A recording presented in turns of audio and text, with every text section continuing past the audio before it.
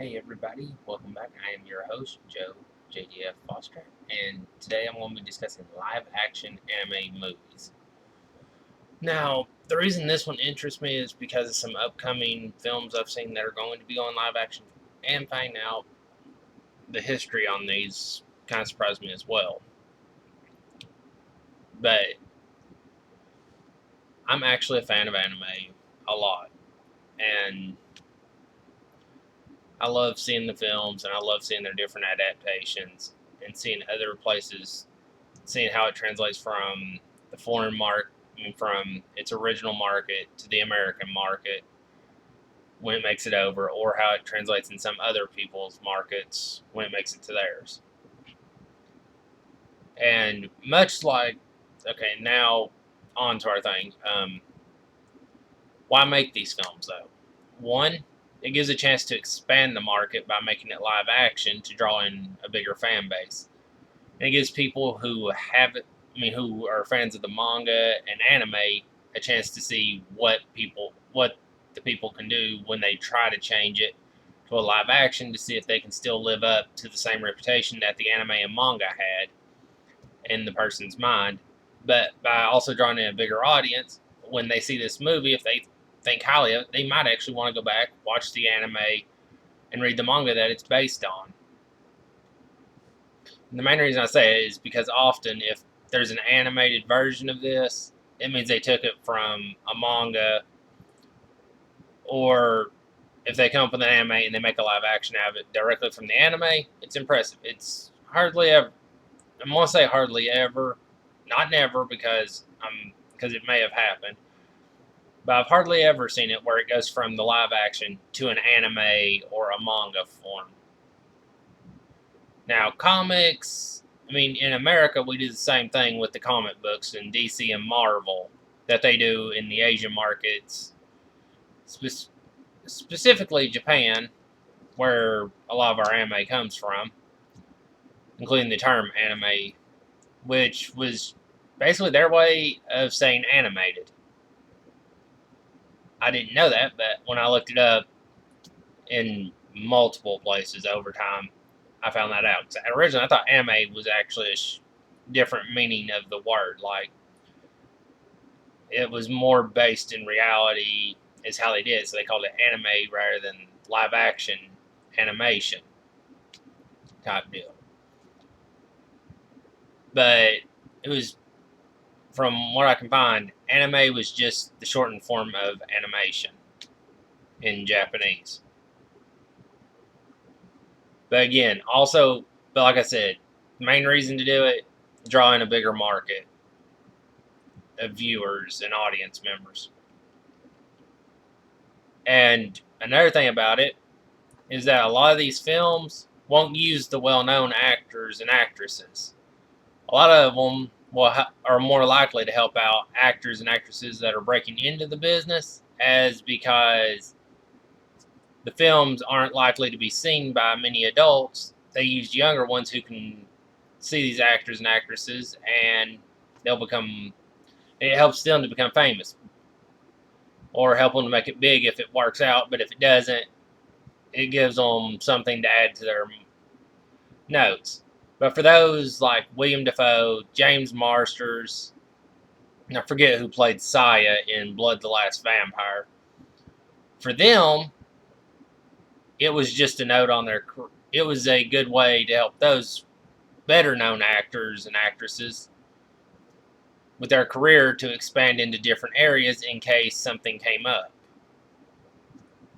And if done right, as I said earlier, it could expand the market share from just being the anime and the animated films that go along with it and the manga to being a live action, in hopes that they can increase it.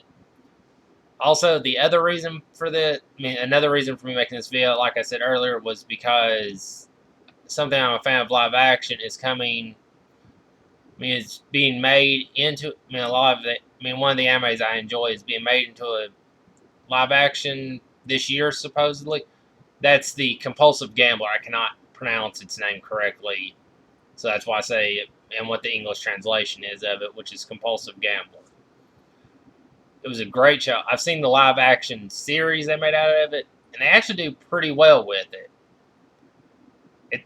Though the animated version tends to be more humorous. Um, Something I didn't know though is that the oldest live action anime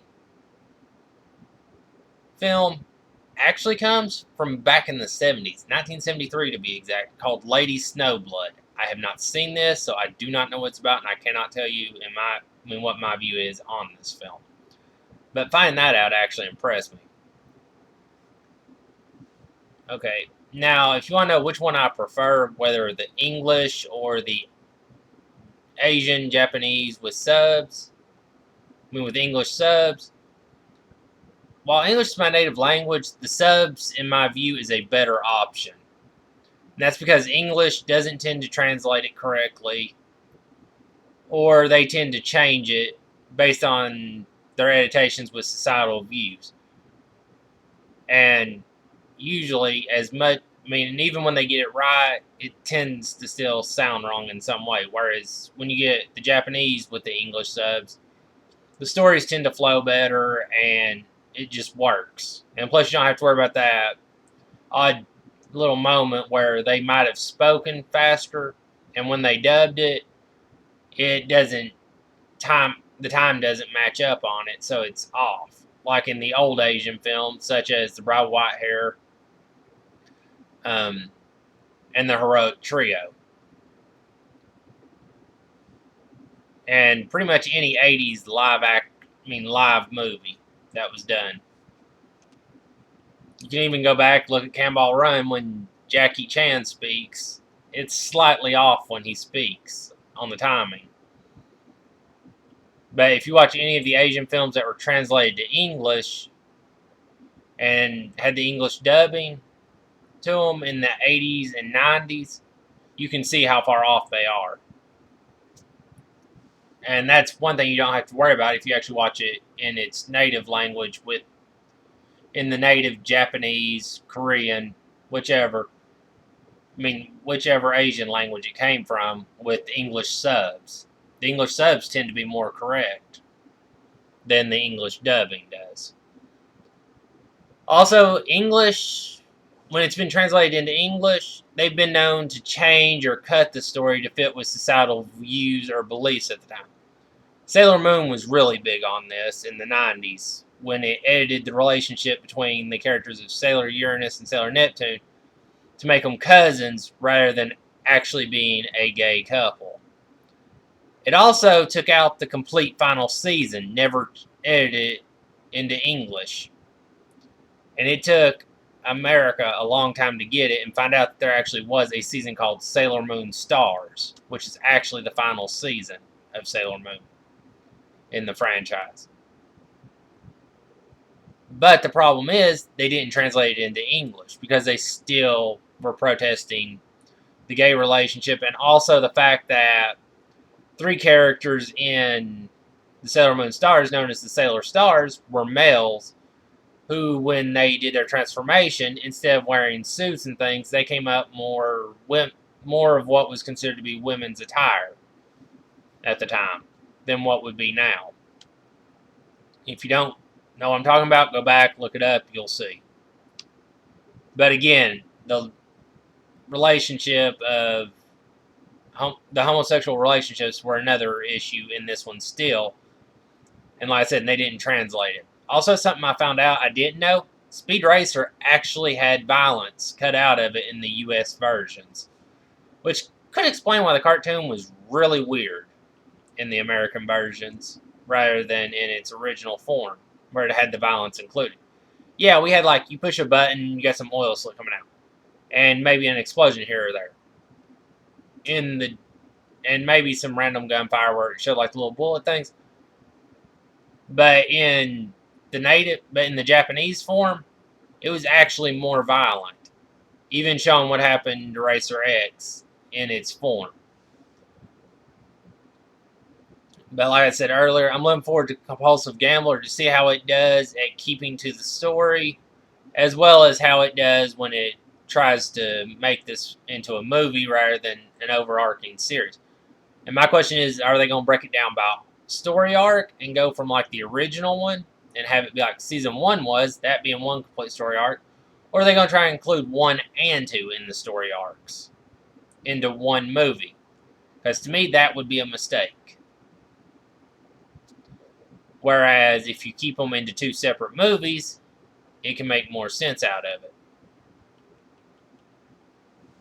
Now, I'm going to go into some films that were live action animes that I knew of. And I'm going to start with them by the time they were released. First one up is Dragon Ball Evolution. Yes, I know. Nobody likes this film. And those that do get really bad looks over it. Creator Akira Toriyama was initially supportive of this live-action movie adaptation, and asked fans to treat it differently, with a different interpretation of his work. But after watching the movie, Akira was so horrified that he decided to revive the series with the animated film Dragon Ball Battle of the Gods in 2013.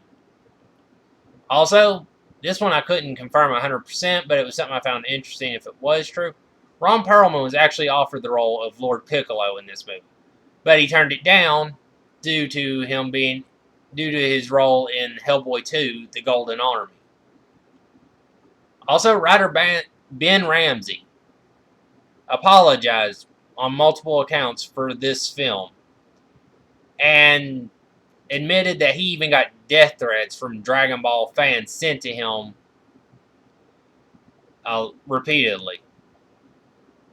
And something that explains why it was so poorly written, in my view, and why he had to apologize for this, is that he also admits that he did this only for the paycheck. He doesn't actually admit to whether he actually knew anything about the series or not. James Marsters, who played Spike on Buffy and Angel, and if you watch Smallville, he played Brainiac or Milton Fine. In this movie, he plays Lord Piccolo. He actually expressed his hatred for this film, and Emily Rossum, whose name I might be mispronouncing, who played the character of Bulma in it, named this as the movie in her career that people shouldn't see. And Emily also mentioned that this movie was worse to watch. It was worse if you watched it when you were stoned or high. James Marsters and the producers of the film actually had a disagreement about the look of Lord Piccolo. They wanted Lord Piccolo to be more beautiful in the movie, and James wanted to try and reflect his actual look, and also go with the look that he thought was fitting to the years of imprisonment that Lord Piccolo had went through. And Masters even stated it would be better to be fired than to mess up Piccolo, which to me shows that he actually cared for making the character correctly more than he did about following the rules and just getting a paycheck. So James and the makeup artist actually went behind the producer's back and went with their idea of what Lord Piccolo should look like, which is what we see in the film.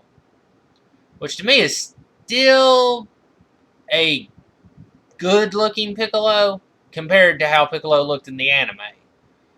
Although I do like how it does have the dark look to him, which again could reflect, as James stated, the years of imprisonment that Piccolo went through, along with the anger that he felt. Another rumor I found is that Disney, while this part's well known, Disney acquired the international rights to Disney bought out 20th Century Fox. Well, the rumor I found is that Disney has acquired the international rights to Dragon Ball franchise when they purchased 20th Century Fox. And the big part of this rumor is that it includes the rights for a new live-action Dragon Ball movie. So we might want to be looking to see if this actually happens or not.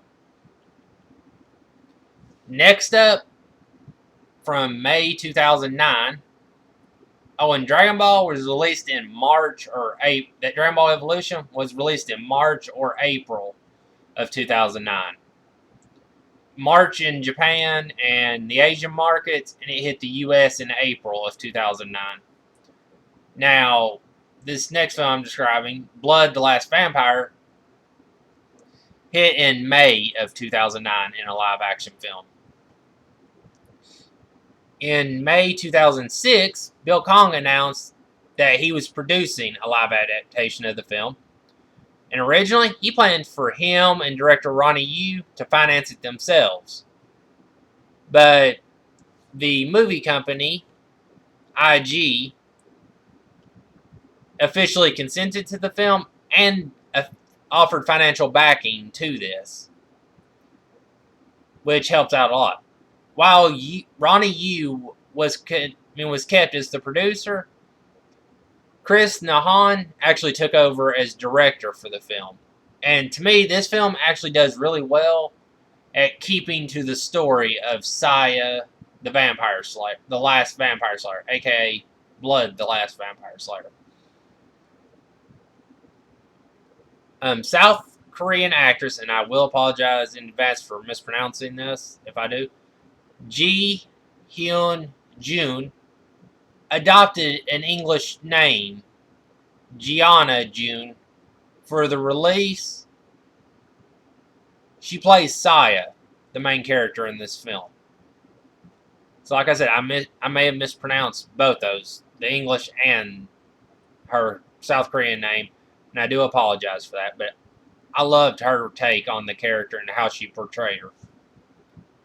Also, something I didn't know, and this was found in multiple sources also, so that's the reason why I take it to be that it might actually be true, is that originally the film was going to be set in 1948 following World War II, but during production, the filming was changed to match the setting for the anime, which was the 1970s.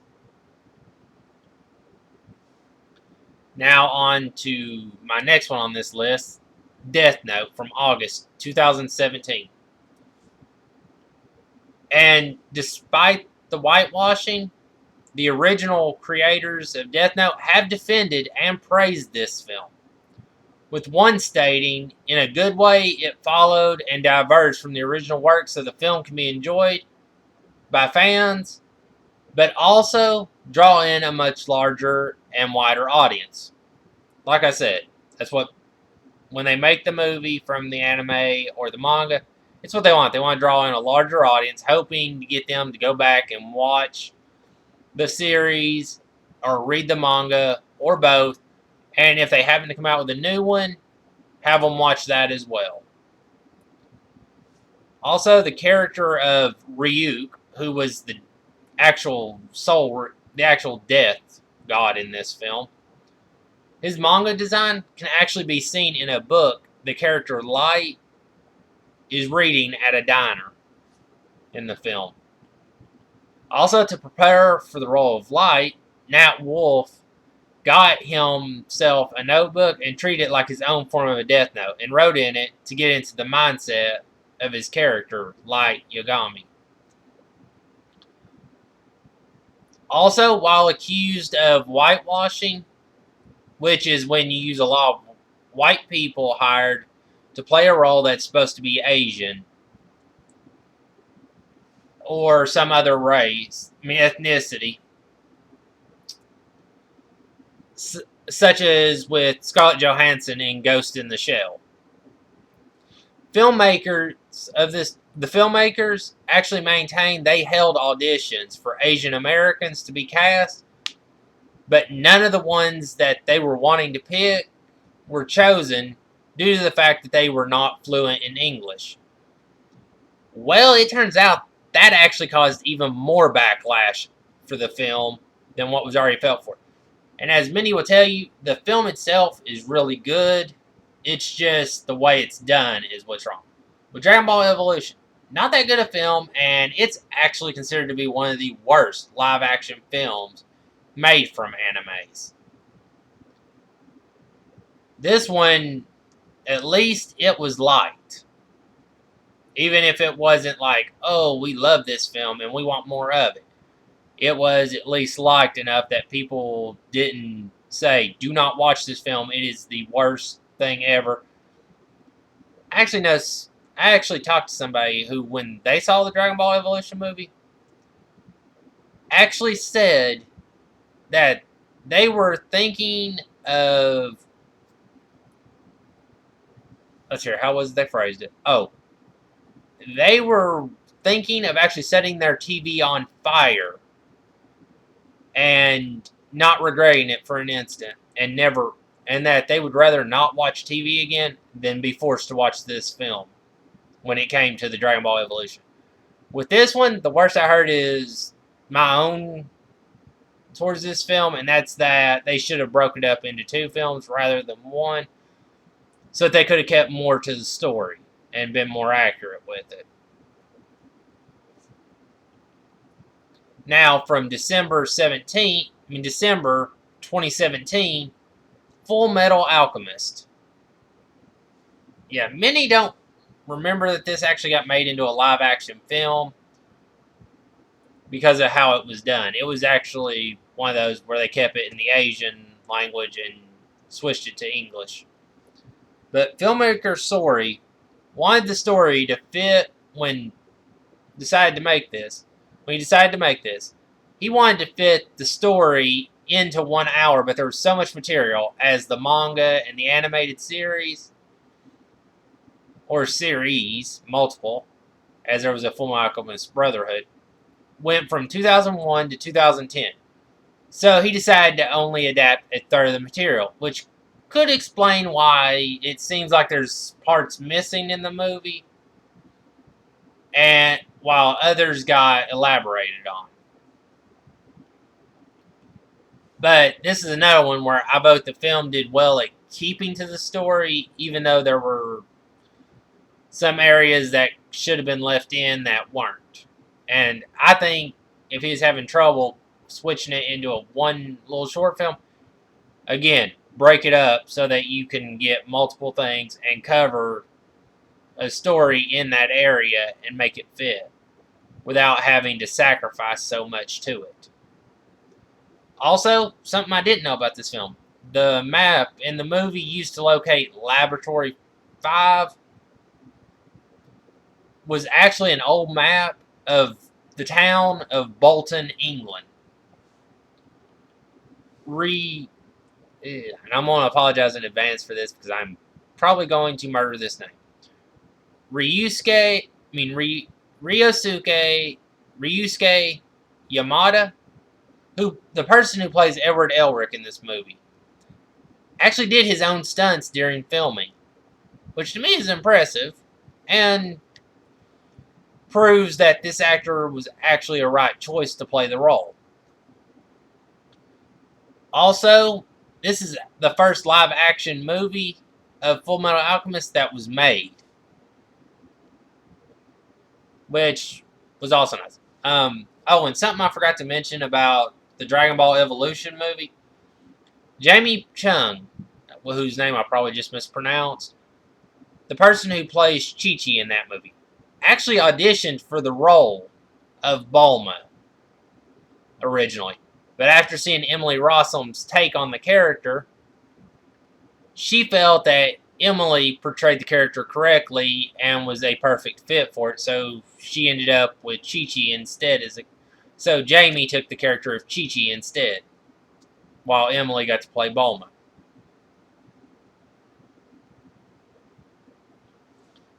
Now on to 2018, where we had the movie Bleach, about the Soul Reaper the Soul Reaper known as Ichigo. The actual creator of the manga Bleach was their only concern with the live action adaptation of this film, or anywhere that I could look where it mentioned it, is that they were worried about Ichigo's orange hair would be considered strange would be the fact that Ichigo had orange hair in this film. Because it would be strange for a Japanese person to have orange hair, in their view. Also, the creator Kubo, I forget the first name and I'm sorry for that, but Kubo chose the song News from the Front by Bad Religion to be Ichigo's theme in the movie. And there's actually a lot of posters in Ichigo's room of the band. And also, something I didn't notice about this film that a lot of others did apparently is that the male character hairstyles resembled their anime counterparts. Like the Ichigo in the movie had the same hair as Ichigo and Renji in the movie had the same hairstyle as Ichigo and Renji in the anime. But the female characters, such as Orihime and Rukia, their hairstyles were kept simple and even kept their traditional hair color for Japanese youths. Sorry.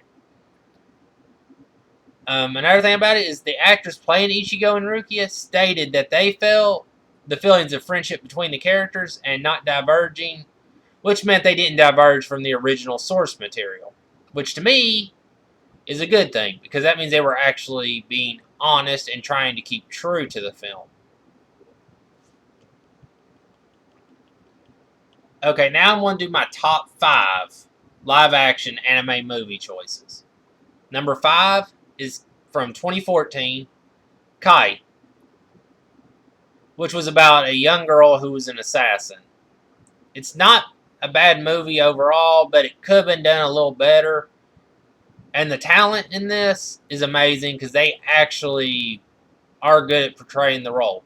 But like I said, the reason why this got number 5 on my list is because originally I had planned for a top 10, and this would have been about 8 or 9 on the list because I wasn't the biggest fan of it, but I enjoyed the movie that came out in the 90s or early 2000s of this when it was an animated movie. And I also watched Kite Liberator, its sequel, and they were good. But when I watched Kite, this version, the live action, it seemed like there was something missing that was in the anime, and I'm not sure what it was. So I couldn't give this one my support as much. And Samuel L. Jackson does really well in this movie. So if you're looking for a movie with Samuel L. Jackson that came out around the Avengers and has nothing to do with the Nick Fury role, watch this film. Or if you want to see him post Pulp Fiction. Now on to number 4, 2017's Full Metal Alchemist. To me, with this film, it was, like I said before, they tried to compress too much into one movie when they could have made it into a trilogy or a quadrilogy. Or at least I think that's how you phrase it, when it's 4 films instead of 1, 2, or 3. But anyways, the idea... And also, the same as with Bleach that I have with this one, is that some of the music from the series and some of the music that was used in the anime would have been nice to see used in the film. Excuse me. Because to me, the music makes up a part of the series as well. So if you're going to make a movie about it, you need to have the music included because that way it creates an attachment and it creates that feeling inside that we can bond to. Because that's with any movie that's made. Even the older films that weren't anime based, the ones that were video game based, or ones, or just movies in general. Music is as big a part of the movie as the movie itself is. Just look at the Pirates of the Caribbean. A lot of their music may sound repetitive, but it fits to the moment, which is what makes it great. Fullmetal Alchemist, I'd like to have heard the theme again. The song they used in Conqueror of Shambhala, the animated film. and even the other themes that were used in the series, and themes that weren't used just for the opening or closing credits. But Maze Hugh's theme, Edward and Alphonse's theme would have been nice. And sorry, skipped a note I had on here. Also, certain characters seemed as if they were. I mean, there were some characters in the film, in my view, that seemed as if they were changed to fit the role in the movie rather than trying to keep true to the character that they're based on, which takes you out of the film, in my view. Especially if you're a fan of it. If you're not a fan, you may not notice anything that seems odd like that.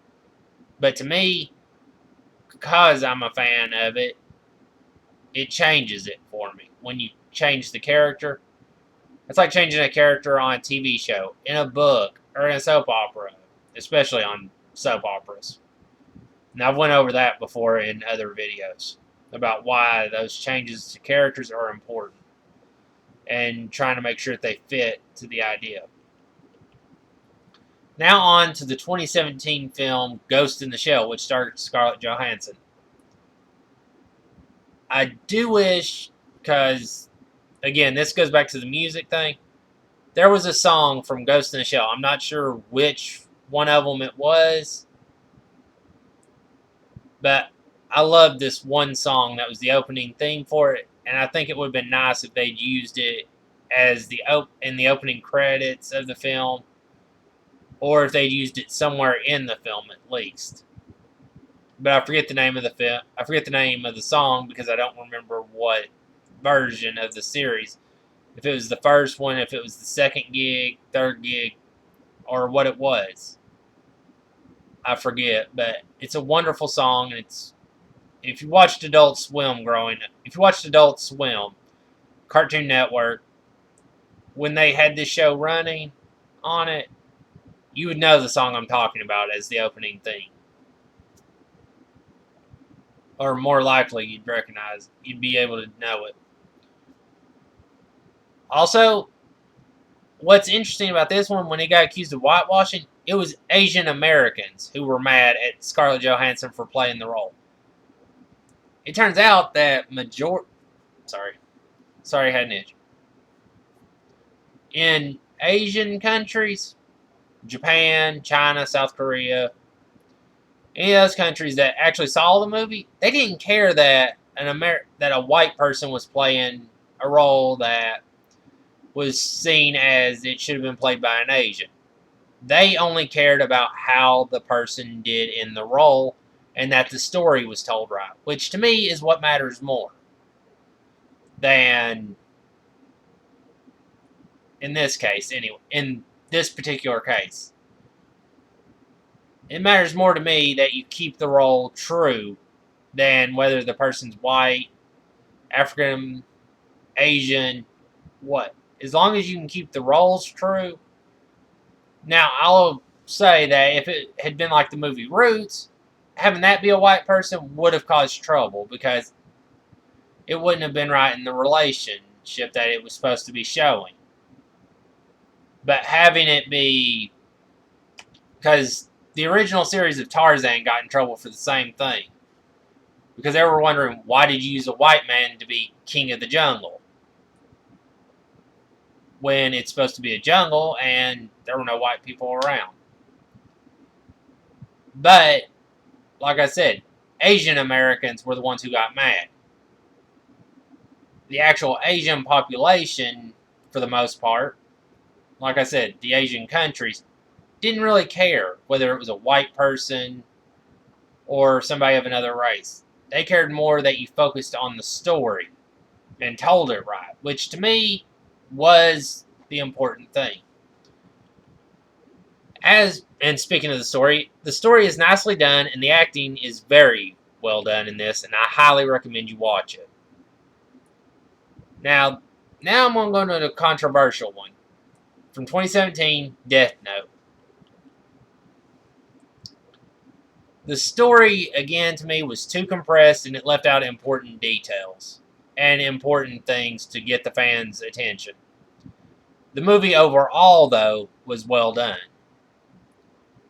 And it's commonly agreed, at least by Americans, by Americans and a lot of people I talk to, that you can tell a movie's in trouble when the actor William Dafoe couldn't help save it. And he did an excellent job portraying the character of Ryuk in this film. And now for my number one pick from 2018, Bleach. The story is very well done, though it did, again, compress a lot and feels like it left out some parts of it in order to fit in. Also, it would have been nice to hear from the anime the song Number One, which is also known as Ichigo's theme. It's because the song is very fitting to this particular character in the way that it's done. And to me, it would have fit better than the Bad Religion song that was chosen for it. Also, here's a slight spoiler for you. It doesn't do the whole Bleach franchise. What it does do is goes from the beginning to the Grand Fisher and Rukia's return. I mean, it does go from the beginning to the Grand Fisher storyline. That's what it deals with in it. And it's well done in the way that it's done, and it actually did really well at keeping up with the jokes that were in the anime and playing them in the film as well so that it worked. And not leaving out too many important details. But again, the compressing of the film was the problem. To me, they should have split this one up into at least 2 parts and had the way they ended it be the end. That should have been had it where it's dealing with Grand Fisher's story arc, be the end of it, and then start the way this film ended as being the start of the second film and working through it as a 2, 3, and so on. Because this one I could actually see being made into multiple movies to actually play out the full story. Now, what was your favorite live-action anime film? And if you can remember the songs I'm talking about for Ghost in the Shell, feel free to leave the name of the song in the comments, as well as what your favorite live-action anime film was, and ones that are coming up that you know of that you're looking forward to seeing. Also, leave me a note as for what you thought of this video and what you would like to see me do for a future video. Because I do read the comments and I like to know what you think of it.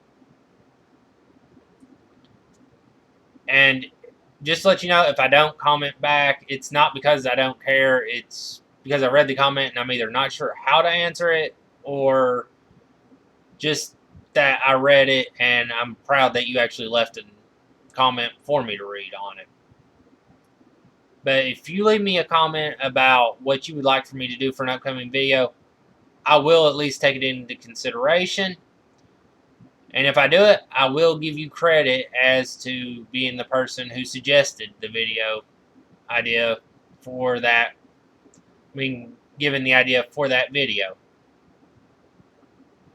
So, till the next video, I'm out.